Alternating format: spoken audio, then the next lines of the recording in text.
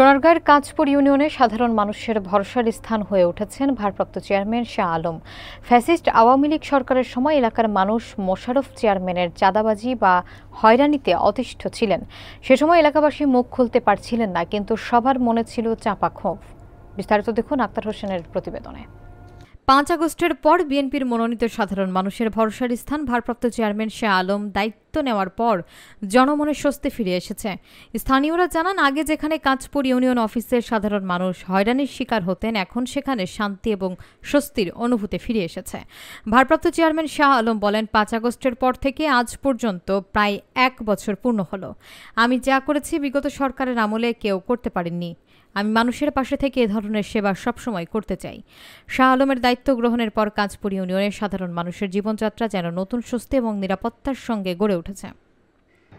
মানুষ সবচেয়ে যেটা তার যে কোনো প্রয়োজনীয় ক্ষেত্রে আমাদের সবসময় তারা পাইতে এবং পাইতেছে, এবং আমি আমার ইউনিয়ন পরিষদকে সবার উপরে রাখি এবং জনগণের সাথে সবসময় তাদের পাশে থাকতে চেষ্টা করি এবং থাকি।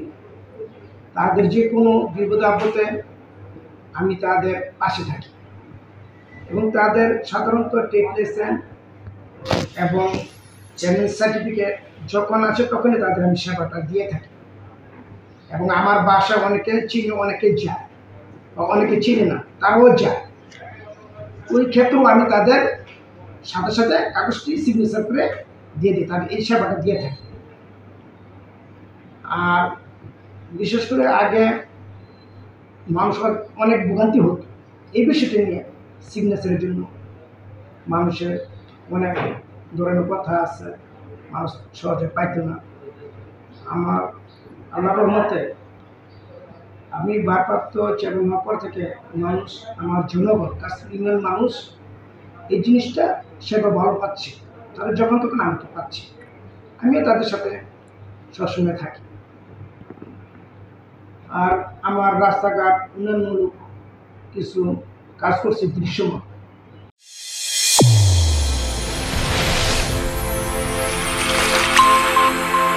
চ্যানেল A1 হৃদয়ের স্পন্দন।